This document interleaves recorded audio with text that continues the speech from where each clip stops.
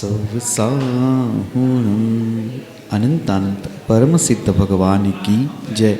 1008 श्री आदिनाथ भगवान की जय। अंतिम तीर्थेश भगवान महावीर स्वामी की जय। आचार्य भगवान गुरुवर श्री विशुद्ध सागर जी महाराज की जय। जय बोले मुनि श्री सुप्रभ सागर जी महाराज की जय। मुनि श्री प्रणत सागर जी महाराज की जय। जय जिन बंधु, आप हम सभी लाभ ले रहे हैं इस लोकप्रिय कार्यक्रम समीचीन विकल्पों का सम्यक समाधान का। ये कार्यक्रम सम्यक समाधान अपने अल्पावधि में ही फनक पे है, ऊंचाई पे है। इसका कारण एकमात्र आचार्य भगवान गुरुवर श्री विशुद्ध सागर महाराज जी के परम पावन आशीर्वाद एवं साक्षात विराजमान मुनि श्री सुप्रभ सागर जी एवं मुनि श्री प्रणत सागर जी महाराज का सानिध्य। आप लोग ही इस कार्यक्रम को इतना लोकप्रिय बना रहे हैं। आप लोग YouTube के माध्यम से, पारस टीवी के माध्यम से ये कार्यक्रम देखते हैं एवं इसमें सहभाग लेते हो। यहाँ उपस्थित श्रावक गण भी अपने मन में उठने वाले विकल्पों को महाराज जी से पूछते हैं और महाराज जी के ओजस्वी वाणी से हम सभी लोग उसका समाधान प्राप्त करते हैं। इस सम्यक समाधान जो है वह साक्षात पंच परमेष्ठी में से पंचम परमेष्ठी साधु परमेष्ठी के मुखारविंद से हम सब लोग ग्रहण कर रहे हैं और इसीलिए यह सम्यक समाधान है। सम्यक समाधान जैसा नाम वैसा काम। तो ज़्यादा नहीं सोचते हुए आप भी अगर आपके मन वाले विकल्पों को शांत करना चाहते हो या उसके बारे में जानकारी चाहते हो तो हमारे नंबर्स नीचे पट्टी पे स्क्रॉल पे चल रहे हैं। आप उसके माध्यम से हमसे जुड़ सकते हैं एवं विकल्प हम तक पहुंचा सकते हैं। मुनि श्री के चरणों में बारंबार नमोस्तु करते हैं एवं आज के इस कार्यक्रम सम्यक समाधान को शुरू करते हुए मुनि श्री प्रणत सागर जी महाराज को यह विनय करते कि हे स्वामी, आपके वाणी से इस कार्यक्रम को कृतार्थ करते हुए संचालित करें। नमोस्तु नमोस्तु नमोस्तु महाराज जी। ओम नमः सिद्धेभ्य। कीर्त्या महत्या भुवि वर्धमानं त्वं वर्धमानं स्तुतिगोचरत्वं निनीशमास्मो वैमध्यवीरम् विशीर्ण दोषाश्रय पाशबन्धुम्। अनंत अनंत सिद्ध परमेष्ठी भगवान की परम पूज्य आचार्य भगवंत गुरुवर विशुद्ध सागर जी मुनि महाराज जी की परम पूज्य मुनि श्री सुप्रभ सागर जी महाराज जी की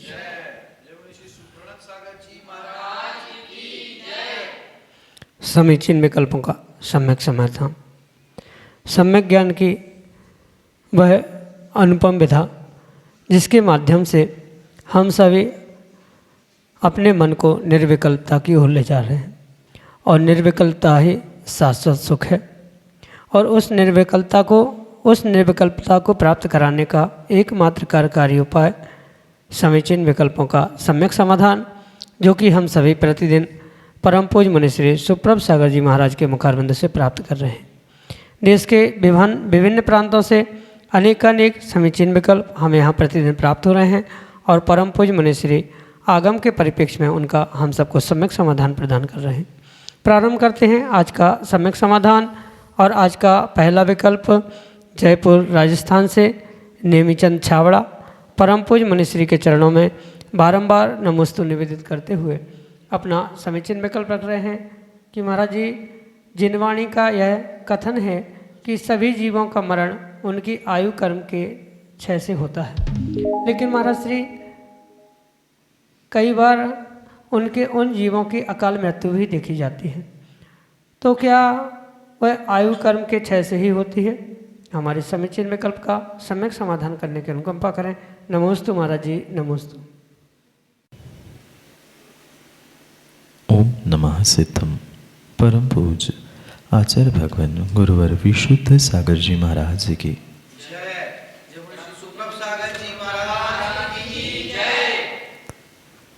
ये परम सत्य है कि आयु कर्म का क्षय हुए बिना किसी भी जीव की मृत्यु संभव नहीं। जब भी जीव एक पर्याय से दूसरी पर्याय में पहुंचता है वह उस प्राप्त की गई आयु का पूर्ण रूप से क्षय किए बिना अगली पर्याय को प्राप्त करता ही नहीं।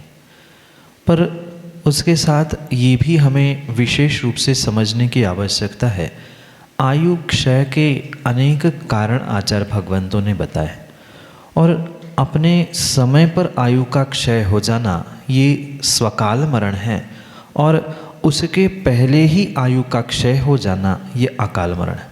चाहे स्वकाल मरण हो चाहे अकाल मरण हो, दोनों ही मरण के समय में आयु का क्षय होना ये नियत है। आयु का क्षय कभी भी ऐसा संभव नहीं है कि आयु का क्षय नहीं हुआ। जिस भुज्यमान आयु में वह जीव जी रहा है, मनुष्य है, तो उस मनुष्य आयु का पूर्ण रूप से नाश हुए बिना उसको अगली पर्याय नहीं मिलती। माना कि किसी की अकाल मृत्यु होती है तो अकाल मृत्यु के समय में भी परिपूर्ण रूप से अंतिम समय में, यानी जब उस आयु के बहुत सारे भी निषेक यानी 2, 5, 50 वर्ष की भी आयु शेष थी, पर वे आयु के निषेक परिपूर्ण रूप से अंतिम अंतर मुहूर्त में नष्ट हो जाते। सीधा सा गणित इसके पीछे यही है। माना कि किसी व्यक्ति की 100 वर्ष की आयु थी और 50 वर्ष में कुछ ऐसा कारण मिला जिसके द्वारा उसकी अकाल मृत्यु होने वाली, और जैसे ही मृत्यु होने वाली थी उसके अंतर मुहूर्त पूर्व यानी 48 मिनट पहले ही वह उस आयु कर्म की क्षपणा करना प्रारंभ करता है और इसी कारण से उसे अकाल मरण कहा है। जैसे विष का ग्रहण करना, रक्त का स्राव हो जाना, भोजन पानी आदि छोड़ देना, ऐसे कारणों से जो कुछ काल बाद होने वाली मृत्यु थी, कुछ समय बाद आने वाला मरण था, उसे पहले ही जो स्वीकार किया जा रहा है या उसे पहले ही प्राप्त किया जा रहा है, किसी का एक्सीडेंट के द्वारा हो या विष जहर आदि खाने से हो या अन्य किसी भी कारण से हो, वह अंतिम अंतर मुहूर्त में बचे हुए पूरे आयु के निषेक यानी आयु कर्म की जो शेष द्रव्य स्थिति बची थी उसको वह तीव्रता के कारण यानी जो संक्लेशता अंतिम समय में होगी, चाहे विष खाने से हो, एक्सीडेंट से हो या अन्य किसी कारण से जब अकाल मरण होने का होता है, उस समय पर जीव के उस संक्लेश परिणाम के निमित्त से जो तीव्रता से आयु कर्म की क्षपणा होती है, उस अंतर मुहूर्त में आयु के प्रत्येक निषेक यानी आयु कर्म के प्रत्येक द्रव्य को वह अंतर मुहूर्त में नष्ट करके ही मृत्यु को मरण को प्राप्त करता है। कोई भी ऐसा जीव होता ही नहीं है कि अकाल मरण में वह वर्तमान के आयु का द्रव्य या आयु कर्म की कुछ स्थिति कैरी फॉरवर्ड यानी अगली पर्याय में ले जाए, ऐसा कहीं नहीं होता। अंतर मुहूर्त में पूर्ण आयु कर्म नष्ट करके ही वह अगले पर्याय में पहुंचता है, चाहे स्वकाल हो चाहे अकाल हो। स्वयं के काल में यानी 100 वर्ष का होने पर 100 वर्ष में जब उनने क्रम से आयु नष्ट की है तो वह स्वकाल हुआ और पहले ही हुई है वह अकाल हुआ। सामान्य एक दृष्टांत है, माना कि किसी मटके में पानी भर के रखा है और उसमें बहुत छोटा सा छेद है या नहीं भी है, तो उसमें टपकते टपकते टपकते कुछ ऐसा समय आएगा जब वह मटका पूर्ण खाली होगा। ये स्वकाल मरण है और वहीं पे किसी ने दूर से एक कंकड़ पत्थर फेंक के उस पर मार दिया तो वह फूटते ही जिस क्षण फूटता है उसी समय वो खाली भी हो जाए। आयु के निषेकों का भी, आयु के द्रव्य का भी ऐसे ही समझना, जैसे ही कुछ निमित्त मिले, जिस क्षण उसकी मृत्यु होने वाली है उसके अंतर मुहूर्त पहले से ही वह बचे हुए उस आयु कर्म की क्षपणा करता है। जैसे मटके पे लगा हुआ पत्थर पानी को खाली करने के लिए चंद समय में खाली कर देता है, पर अगर मटका बिना छेद का भी है तो वो टपकते टपकते कुछ दिनों बाद खाली अवश्य होता है। वह अपने स्वयं से ही टपकते हुए मटका खाली हो जाना ये आयु के लिए स्वकाल मरण के लिए दृष्टांत है। और पत्थर मार के फोड़ा गया और पानी खाली किया गया वह जो मटका है वह अकाल मरण है। दोनों में मृत्यु और मरण आयु कर्म के निषेक पूर्ण करके नाश करके ही होगा, अन्यथा नहीं होता। यही आपके लिए सम्यक समाधान। श्रीमती संध्या जैन, अरिहंत विहार कॉलोनी, सागर, मध्य प्रदेश से परम पूज्य मुनिश्री के चरणों में बारंबार नमोस्तु निवेदित करते हुए अपना समीचीन विकल्प पढ़ रहे हैं कि महाराज जी पिता और पुत्र में साम्य भाव कैसे स्थापित किया जाए। हमारे समीचीन विकल्प का सम्यक समाधान करते हुए हमारा मार्गदर्शन करने की अनुकंपा करें। नमोस्तु महाराज जी, नमोस्तु।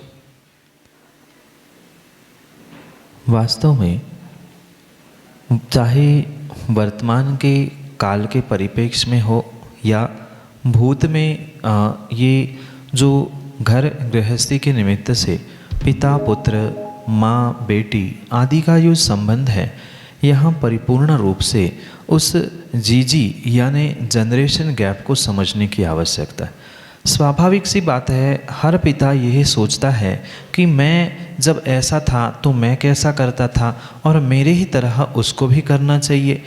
और इस कारण से जो उन दोनों में जनरेशन गैप निर्माण होता है, दोनों की विचारधारा, दोनों की परिणति, दोनों का सोचना अपने अपने तरीके से बिल्कुल सही होने पर भी वह कई बार घर में देखा जाता है कि उस बाप बेटे में कहीं ना कहीं किसी न किसी बातों को लेकर ठनकती है, कहीं ना कहीं वह विकल्प उत्पन्न होता है। ऐसे इस स्थिति में कुछ अंशों में पिता को भी समझने की आवश्यकता है और कुछ अंशों में बेटे को भी समझने की आवश्यकता है। मैं तो ये सोचता हूँ, बेटा तो बेटा ही था, बालक था, अबाल था, अबोध था, पिता समझदार थे। आपने अपना बचपन भी देखा है, आपने अपने पिताजी को भी देखा है, और आप आज पिता बने हो तो आपको अपने पिताजी का भी दृष्टांत या पिताजी की भी बात, उन घटनाक्रम को याद करते हुए वैसा ही व्यवहार बेटे के साथ करने की आवश्यकता है। दिन ब दिन ये जनरेशन गैप बढ़ते हुए घरों में ये विकल्प उत्पन्न होने के पीछे का कारण यही है कि पिता ये सोचता है मैं पिता हूँ तो मेरे हिसाब से बेटा चलना चाहिए, और बेटा ये सोचता है कि मैं अब समझदार हो गया हूँ तो पिता को भी मेरी बात माननी चाहिए। इस समय पर पिता को इस प्रकार से उस बेटे को समझाना और समझने की आवश्यकता है जिस प्रकार से आप कभी बेटे थे और आप जब अपने पिता के साथ व्यवहार करते समय आपकी पिता से क्या एक्सपेक्टेशंस थी, आप किस प्रकार से उनसे बर्ताव चाहते थे या आपका कैसा उनके प्रति बर्ताव था, उसका विचार करते हुए अगर बेटे के साथ आप व्यवहार करेंगे तो कभी भी पिताजी और बेटा की कभी लड़ाई नहीं हो सकती।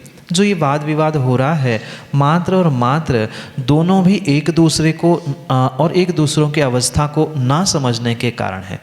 आगम में ही नहीं अपितु कई सारे नीतिकारों ने भी इस बात को दोहराया है कि जब बेटे को अपनी, ऐसा कहा जाता है, पिता की चप्पल या जूते जब बेटे को अपने पैरों में आने लगते हैं तो उस पिता को उस बेटे को मित्र के तरह ट्रीट करने की या मित्र की तरह सहानुभूति देकर समझने की और समझाने की आवश्यकता है। समस्या वर्तमान में कई सारे घरों में यही होती है, पिता अपने पितापन के अहंकार से नीचे नहीं उतरना चाहता और बेटा भी अपने उस बेटेपने की भूमिका को छोड़कर कभी पिता की भूमिका को समझना नहीं चाहता। दोनों ने अगर परस्पर की भूमिका को समझा और एक दूसरे को मित्र मानते हुए कार्य करना प्रारंभ किया तो नियम से जो घर में संक्लेशता या वाद विवाद हो रहा है वह नियम से मिट सकता है। इसलिए पिता का कर्तव्य है कि मैं भी कभी बेटा था तो मैं बेटा था तो मेरी परिणति कैसी थी उसको देखते हुए बेटे को समझा दे। बेटा अगर समझदार हो गया है, आपके बराबरी का हो चुका है, थोड़ा सा भी उसमें विवेक दिख रहा है तो नियम से उसको अपना मित्र मानते हुए उसकी दिल की बातें निकालने का प्रयास किया जाए, उसको समझाने का प्रयास किया। हमेशा अगर माता पिता उन बच्चों को गुरु बन के या बहुत बड़ा व्यक्ति बन के समझाने का प्रयास करेंगे तो वह जीवन में कभी भी सुधरने वाला नहीं है। एक बात बहुत अच्छे से माता पिताओं को ध्यान में रखने की आवश्यकता है। माता पिता ये सोचते हैं कि मैं बच्चों को डांट के फटकार के अपने अंडर रख लूँगा, ये कतई संभव नहीं है। माता पिता अगर वास्तव में समझदार है तो उन्हें डांट डपट कर या फटकार कर कभी भी अपने अंडर या उसे व्यवस्थित नहीं कर सकते जितना आप उसे समय पर समय की बात समझा कर व्यवस्थित कर सकते।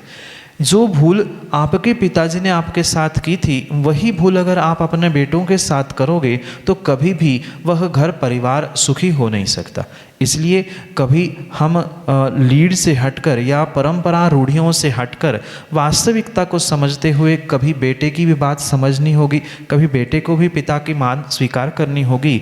वह बेटा तो ऐसा कहते ही है, बाप शेर तो बेटा सवा शेर, वह एक कदम आगे ही आने वाली पीढ़ी मिलेगी। इसलिए ये गहरा निर्णय करना होगा कि बेटे के प्रत्येक कार्य में अनावश्यक टोकना नहीं, उसको कुछ हद तक अपने आप में स्वतंत्रता देने की आवश्यकता है, क्योंकि अब वह बड़ा हो गया है। पर स्वतंत्रता का अर्थ स्वच्छंदता भी नहीं है। उस पर भले ही हम डायरेक्ट अंकुश नहीं लगा पा रहे हैं, उसे डायरेक्ट संभाल नहीं पा रहे हैं, तो उसको मित्रों के द्वारा समझाया जाए, उसका जिसकी वो बात मानता है उसको समझा के आप उसको समझाने का प्रयास करें। इन कार्यों से परिपूर्ण रूप से बाप और बेटे का, पिता और बेटे का जो संबंधों में क्लेश और संक्लेशता, दूरियां बढ़ रही है, वह नियम से कम होने की संभावना हो सकती है।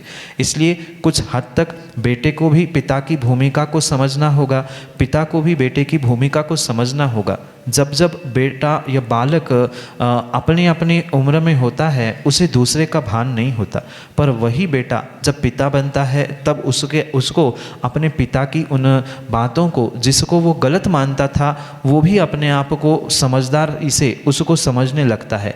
इसी प्रकार से कुछ अंशों में बेटों को समझाते हुए, कुछ अंशों में स्वयं को समझाते हुए अगर पिता ने बड़प्पन दिखाया तो कभी भी उसमें घर परिवार में उस पिता और बेटे की लड़ाई, संक्लेशता, वाद विवाद होते हुए नहीं देखने में आएगा। इसलिए जैसे ही बेटा थोड़ा सा समझदार होता है, वैसे ही पिता का और माँ का कर्तव्य है कि उसको समझाने का प्रयास करे। एक मित्र के भांति गुरु बनकर, माता पिता बनकर अगर डांटेंगे तो वह और भी माता पिता से दूर होता है। और अक्सर देखने में आता है, जहाँ जिस घर में माता पिता से मैत्री का या वात्सल्य का वार्तालाप नहीं होता है, वही उसी घर परिवार के बेटे अन्यत्र कहीं बाहर जाकर समाज के, कुल के और परंपरा के विपरीत कार्य करते हुए देखने में आते। क्योंकि व्यक्ति को कहीं ना कहीं प्रेम, वात्सल्य और एक अपनेपन की इच्छा होती है। और ये 16 से लेकर 20-22 वर्ष की एक ऐसी उम्र होती है कि जहाँ प्रत्येक व्यक्ति को अपना कोई होना चाहिए, ऐसी एक भीतर से भावना उत्पन्न होती। उस समय पे अगर माता पिता ने अपनापन नहीं दिया तो नियम से वह कहीं भिन्न स्थानों पर पहुंचकर अपनापन खोजता है, जिसके कारण से कुल, परंपरा आदि में दाग लगने की संभावना हुआ करती। इसलिए ये उम्र ऐसी होती है कि माता पिता को ही कभी झुककर, मित्र बनाकर, उसे अपना बनाकर समझाने की आवश्यकता होती है। बेटों को समझाना चाहिए, डांटना फटकारना नहीं चाहिए।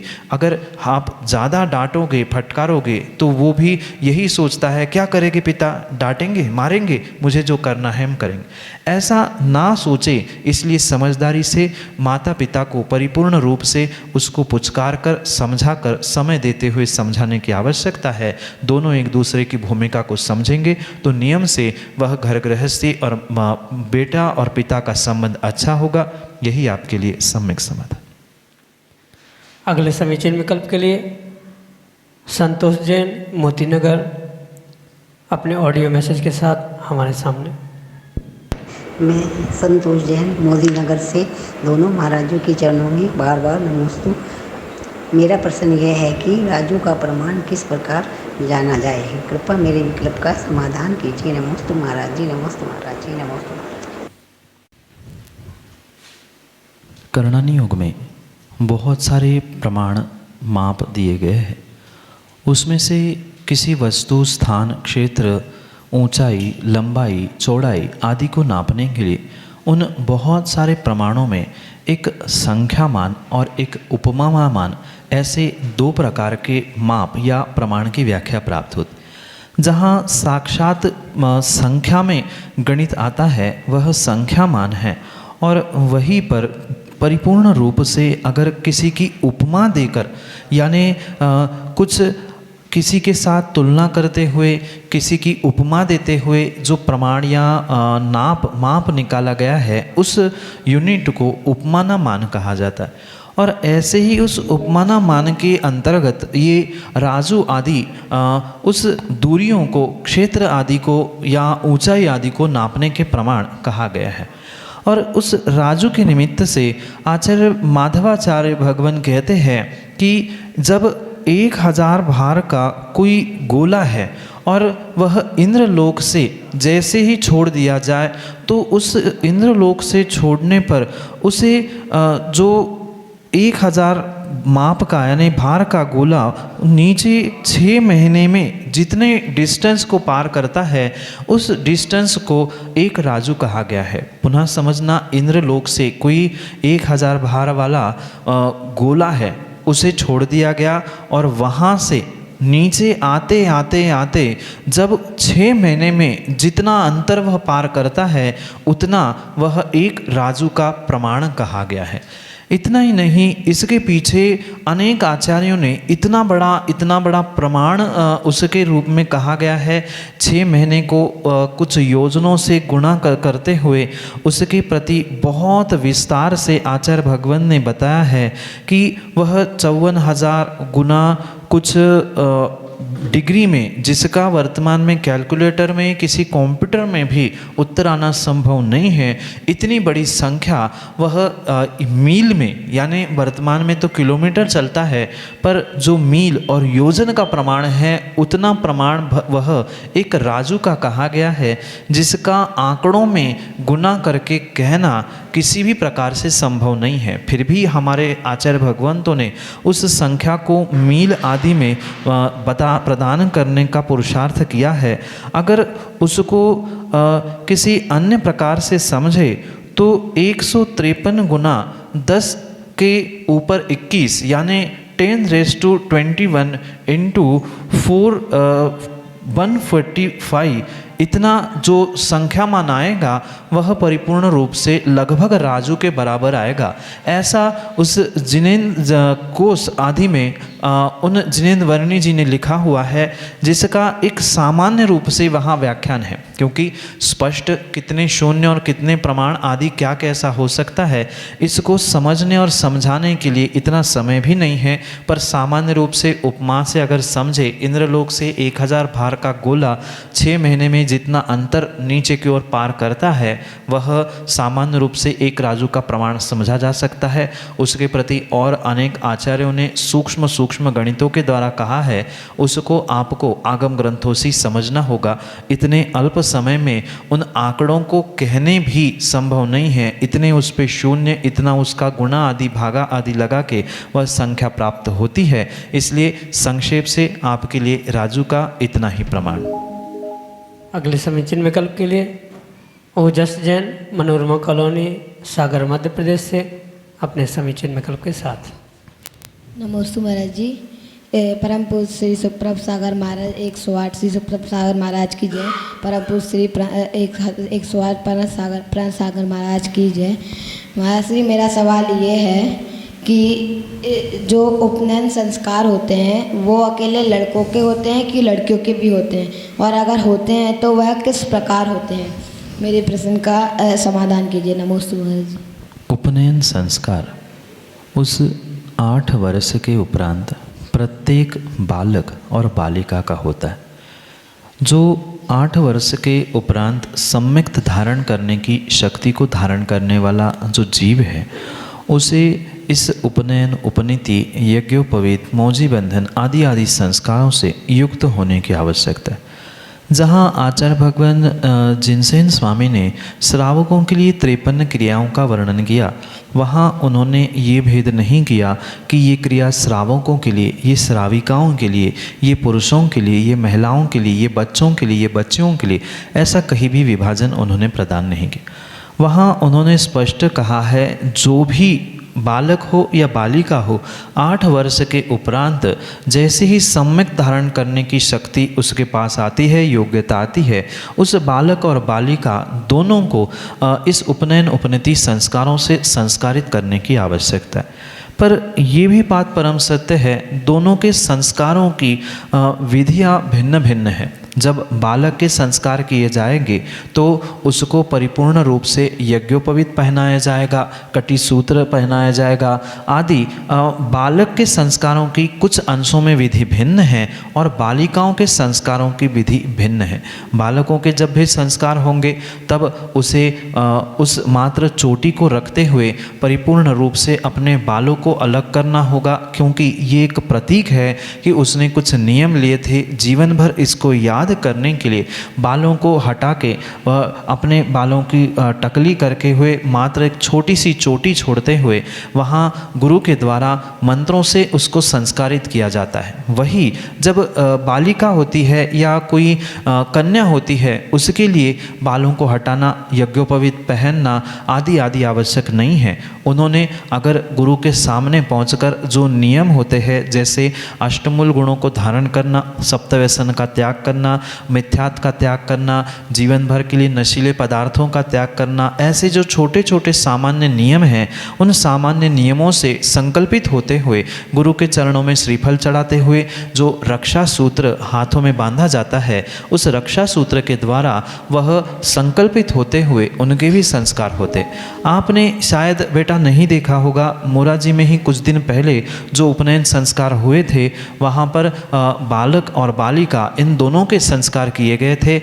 बालकों को यानी बच्चों को उनके माथे पर संस्कारित करते हुए नियम दिए गए थे और बालिकाओं ने परोक्ष रूप से श्रीफल चढ़ाते हुए बहनों के द्वारा रक्षा सूत्र आदि पहनकर अपने उस संस्कारों को प्राप्त करते हुए जीवन उद्धार का मार्ग प्रशस्त किया था। इसलिए दोनों को संस्कार ग्रहण करने की आवश्यकता है और यही आगम का वाक्य है। इसलिए इस आगम की विधि को समझते हुए परिपूर्ण रूप से ये निर्णय करना होगा कि बालक और बालिका दोनों के लिए संस्कार देने योग्य है। ऐसा नियामक कहीं नहीं है कि मात्र बालकों को दिए जाए, पर अंतर मात्र इतना है कि बालकों के संस्कार भिन्न प्रकार से और बालिकाओं के संस्कार भिन्न प्रकार से किए जाते हैं, पर दोनों की सम्यक प्राप्त करने की योग्यता होने से 8 वर्ष के उपरांत दोनों को इन नियमों के साथ संस्कारों को ग्रहण करने की आवश्यकता है। यही आपके लिए सम्यक समाधान। जय जन बंधु, आप हम सभी लाभ ले रहे थे समीचीन विकल्पों का सम्यक समाधान इस बहुचर्चित कार्यक्रम का। अगर आप चाहते हैं आप इस कार्यक्रम से जुड़ना और आपके मन में उठने वाले विकल्पों को शांत करना चाहते हो तो हमारा व्हाट्सएप का नंबर 8707548811। मैं नंबर रिपीट करता हूँ 8707548811। नीचे पट्टी पे भी यह नंबर चल रहा है, आप उसके माध्यम से अपना विकल्प हम तक पहुंचा सकते हो। ऑडियो मैसेज का भी आप प्रयोग कर सकते हो, टेक्स्ट मैसेज का प्रयोग कर सकते हो, या आप अपना सवाल लिख के उसका फ़ोटो निकाल के भी आप हम तक पहुंचा सकते हो। samyak.samadhan@gmail.com यह हमारी ईमेल की आईडी है। आप उस ईमेल के आईडी का प्रयोग करते हुए भी अपना विकल्प हम तक पहुंचा सकते हो। प्रतिदिन यह कार्यक्रम 5:13 पे सुप्रभुवाच यूट्यूब चैनल से प्रसारित होता है। सुप्रभुवाच यूट्यूब पे सर्च करें या मुनि सुप्रभ सागर जी यूट्यूब पे सर्च करें। सुप्रभुवाच की आपको लिंक मिलेगी या आपको चैनल का नाम दिखेगा, उसको सब्सक्राइब करें एवं बेल आइकन को प्रेस करें ताकि आपको उसके नोटिफिकेशन प्राप्त हो और जो भी चीज़ वहाँ अपलोड होती है उसका आपको याद रखने की जरूरत नहीं, वो यूट्यूब अपने आप नोटिफिकेशन आप लोगों को भेजता जाएगा। मुनिषी के प्रवचन अद्भुत ग्रंथ रत्नमाला पे शाम को 7:40 पे जिनवा टीवी के माध्यम से प्रसारित होते हैं। आप लोग घर बैठे ही रत्नमाला ग्रंथ का स्वाध्याय करते हुए जिनवा टीवी के माध्यम से मुनिषी के प्रवचन का लाभ ले सकते हैं। प्रतिदिन सुविशुद्ध ज्ञान धारा का आयोजन सम्यक समाधान के माध्यम से हो रहा है। सम्यक समाधान में 5:13 पे 3 सवाल पूछे जाते हैं, उसके जवाब आपको 1 घंटे के भीतर 6:15 बजे तक हमारे व्हाट्सएप के नंबर 8707548811 इस पे भेजने होते हैं। सही जवाब आने पे लकी विजेताओं को राशि से पुरस्कृत किया जाएगा। आज के लिए इतना ही। मुनिषी के चरणों में त्रिवार बार नमोस्तु करते हुए आज के इस कार्यक्रम को यहीं पे विराम देते हैं। नमोस्तु नमोस्तु नमोस्तु।